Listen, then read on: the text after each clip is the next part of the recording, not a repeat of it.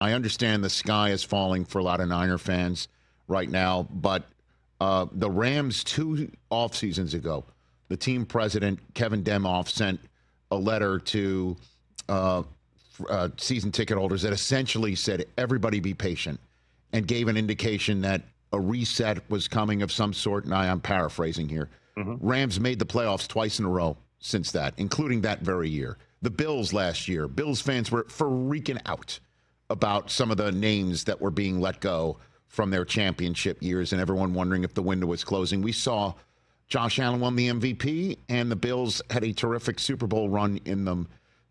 And the Niners do have what those teams have, which is a front office and a coach that's been together for a while and knowing what they can do. So that's my long-winded setup of handing it off to you and saying, what does 2025, in your estimation, look like from the 49ers' point of view, Matt? Well, let's look at this roster. I mean, we're not going to go through the whole roster, but this team has Christian McCaffrey. It has Trent Williams. It has George Kittle. It has Nick Bosa. It has Fred Warner. And then they signed Diamador Lenore, a very good young cornerback, to an extension partway through the season last year. So it's not like this is a tear down, rebuild. They have no good players on the team.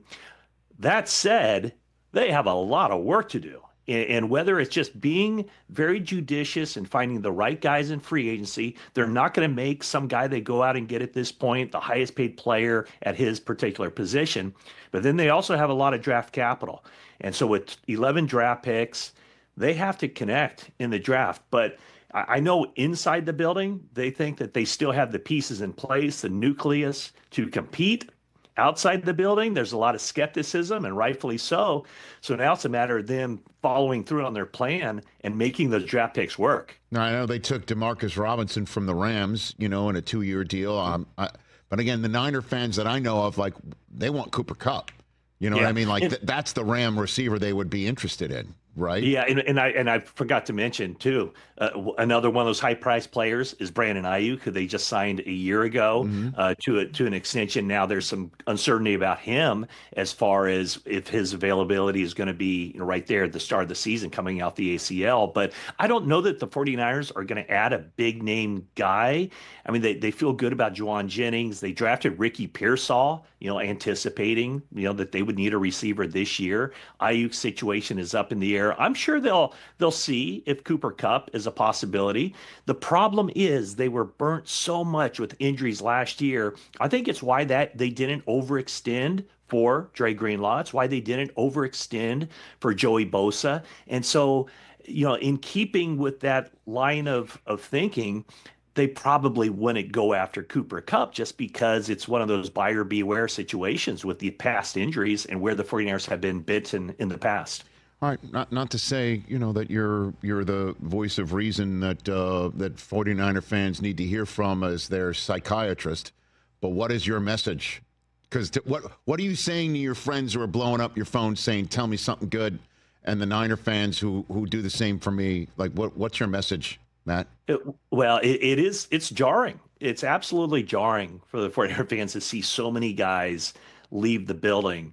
I mean, my message, I mean, if you're going to try to put any kind of positive spin on this, as far as what the 2025 season holds, it's that they were 6-11 last year. They finished 2 games behind the Arizona Cardinals, last place in the NFC West. So they did have to change up the roster. I think they did have to get younger. They have to get healthier.